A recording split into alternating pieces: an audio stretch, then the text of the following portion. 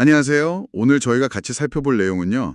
금융당국이 발표한 그 새로운 부동산 대출 규제입니다. 네, 보내주신 자료 보면서 핵심만 좀 짚어보려고 하는데요.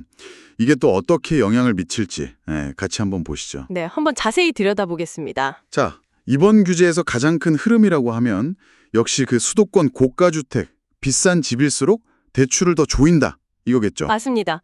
벌써 이전에도 두 번이나 규제가 있었는데, 서울 집값 상승세가 좀처럼 안 꺾이니까요. 당국에서도 좀 더 센 카드, 세 번째 카드를 꺼낸 걸로 보입니다. 그렇죠.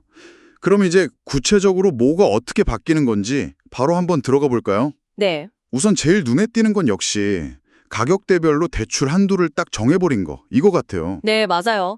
10월 16일부터 시행되는 건데, 수도권이랑 규제 지역에서요, 25억 원 넘는 주택 살 때, 그때는 이제 주담대, 주택담보대출이죠. 이게 최대 2억 원까지만 됩니다. 와, 2억 원이요? 그러면 진짜 강남권 초고가 아파트 생각하셨던 분들은 자금 계획이 완전히 틀어지겠는데요? 네, 그렇죠. 그리고 그뿐만 아니라 15억 원 넘고 25억 원 이하 주택 있지 않습니까? 여기는 주담대 한도가 4억 원으로 제한됩니다. 아, 4억 원이요? 그럼 뭐 요즘 마포나 성동, 광진 뭐 이런데 한강벨트라고 하죠. 이런 지역 아파트들도 이 구간에 꽤 들어갈 텐데 여기도 영향이 크겠네요. 네, 그런 지역들 매수 고려하실 때 꼭 체크하셔야 할 부분입니다. 그나마 다행인 건 15억 원 이하 주택은 기존처럼 최대 6억 원까지는 가능합니다. 근데 이게 진짜 좀 재밌다고 해야 하나 복잡하다고 해야 하나 그런 지점인 게 같은 아파트 단지라도요. 동이나 층, 면적에 따라 가격이 다르잖아요. 그럼 대출 한도가 달라질 수 있다는 거네요. 바로 그 부분입니다. 자료에도 예시가 나왔지만 마포 신공덕 레미안 1차 같은 경우에요. 전용 59제곱미터는 최근에 한 14억 3천 정도에 거래됐는데 그럼 6억까지 대출이 되거든요. 네, 15억 이하니까요. 그런데 같은 단지인데 전용 84제곱미터 이게 한 16억 원에 거래됐어요. 이러면 이제 15억 초과니까 4억까지만 되는 거죠. 와, 진짜 같은 단지인데 누구는 6억 되고 누구는 4억 되고 정말 복잡해졌네요. 그래서 시장에서는 아니 담보 가치는 더 높은데 즉 더 비싼 집인데 대출 한도는 오히려 줄어드는 게 이게 맞냐 이런 비판도 나오는 겁니다. 다료의 고준석 교수님 의견도 언급했지만 이게 자산 가치를 제대로 반영 못하고 좀 시장 원리에 어긋나는 거 아니냐 이런 지적이 충분히 나올 수 있죠. 네, 일리가 있네요. 당신께서도 이 규제의 실효성 또 부작용 이런 걸 한번 생각해 보시면 좋을 것 같아요. 그렇죠. 근데 이게 뭐랄까 고가 주택만 딱 타깃으로 한 건 또 아닌 것 같아요. 그죠? 네, 맞아요. 그 서울 전역하고 경기 12개 지역이 규제 지역으로 묶였잖아요. 그러면서 주택담보대출 비율 LTV라고 하죠. 이게 기존 70%에서 40%로 확 낮아졌습니다. 40%요? 와, LTV가 집값 대비 대출 비율인데 70에서 40이면 엄청 줄어드는 거네요. 네, 이게 생각보다 영향이 큽니다. 예를 들어서 서울 강북권에 한 8억 원짜리 아파트를 산다고 가정을 해보면요. 예전엔 LTV 70%면 5억 6천까지 대출이 가능했잖아요. 네. 근데 이제 LTV 40%를 적용하면 3억 2천만 원이 한도가 되는 겁니다. 3억 2천? 물론 아까 말씀드린 가격대별 한도, 그 2억, 4억, 6억 있잖아요. 그거랑 이 LTV 40% 계산액 중에 더 적은 금액으로 실제 대출이 나가게 되고요. 그렇군요. 그럼 뭐 중저가 주택 사려는 분들도 자금 부담이 상당히 커지겠네요. 네, 만만치 않게 늘어날 수 있습니다. 그럼 혹시 재건축이나 재개발 사업지 이런 데는 좀 예외가 있나요? 중도금 대출 같은 거요? 다행히 이 가격별 한도차 등이나 LTV 40% 축소 규제는요. 재건축, 재개발 조합원들의 중도금 대출이나 이주비 대출에는 적용이 안 됩니다.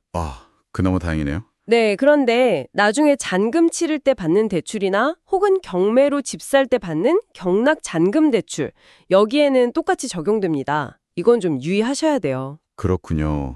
잔금 때랑 경매 때는 적용된다. 이게 단순히 주담대만 꽉 조이는 게 아니네요, 보니까. 다른 대출 경로도 막으려는 것 같아요. 맞습니다. 이제 신용대출 쪽도 보셔야 하는데요. 1억 원 넘는 신용대출을 이미 가지고 있는 분, 이분은 신용대출 받은 날로부터 1년 동안은 비규제 지역에서 집을 살 수가 없습니다. 1억 원이요? 그럼 흔히 쓰는 마이너스 통장. 이것도 1억 넘게 뚫려 있으면 서울 아파트 못 사는 거네요. 네, 그렇게 해석될 수 있죠. 대출 실행일 기준이니까요. 와, 전세대출 쪽도 좀 바뀐 게 있다고요? 이게 또 자녀 교육 때문에 학군지 전세 생각하시는 분들께는 좀 신경 쓰이는 부분일 텐데요. 네, 이것도 중요한데요. 투기과열지구에서 이미 3억 원 넘는 아파트를 가지고 계신 분은요, 앞으로 전세 대출을 못 받습니다. 아, 유주택자는 안 된다는 거군요. 이제 안 됩니다. 아하. 다만 이 규제는 기존에 이미 집을 갖고 계셨던 분들께 소급 적용되지는 않아서 약간의 혼란은 있을 수 있다. 이 점은 자료에서도 지적하고 있습니다. 그렇군요. 소급 적용은 안 된다. 알겠습니다.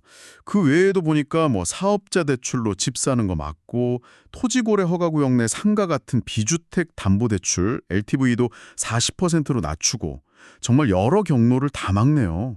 네, 금융당국 입장에서는 이런 조치들을 통해서 부동산 투기 수요를 좀 억제하고 또 가계대출 증가 속도도 관리하고요. 그리고 이제 자금이 부동산 쪽으로만 너무 쏠리는 걸 막고 좀 더 생산적인 분야로 흘러가게 하겠다. 이런 입장인 것 같습니다. 자, 오늘 쭉 살펴본 내용을 좀 정리해보면요. 이번 규제는 확실히 고가주택을 중심으로 대출 문턱을 상당히 높였다 이렇게 볼 수 있겠네요. 네. 단순히 LTV 비율만 줄인 게 아니라 집값 구간별로 총액 한도를 딱 정해버리고 또 신용대출이나 전세대출까지 연계해서 막는 아주 복합적인 방식이에요. 네, 다각도로 접근하고 있죠. 네, 덕분에 진짜 자금 계획 세우기가 훨씬 더 복잡해진 것 같습니다. 여기서 이제 한 가지 더 깊이 생각해 볼 질문을 좀 던져보고 싶은데요. 네, 어떤 걸까요? 이런 강력한 대출 규제가 단순히 뭐 집을 사고 파는 행위, 구매력에 영향을 미치는 걸 넘어서요. 장기적으로 봤을 때 우리나라 주택 시장의 가격이 형성되는 방식 자체를 좀 바꿀 수도 있지 않을까 하는 점입니다. 아, 가격 형성 방식 자체요? 네. 예를 들면 자료에서도 좀 우려하는 것처럼 대출 한도 기준선이 되는 15억 원이나 25억 원. 이 부근에서 거래가 좀 왜곡된다거나 혹은 가격이 딱 거기에 맞춰서 고착화되는 그런 현상이 나타날 가능성은 없을까요? 아, 그럴 수도 있겠네요. 특정 가격대에 매물이 몰리거나 뭐 그런 식으로요? 네, 바로 그런 부분이죠. 이 질문에 대해서 당신께서도 한번 곰곰이 생각해 보시는 것도 의미가 있을 것 같습니다.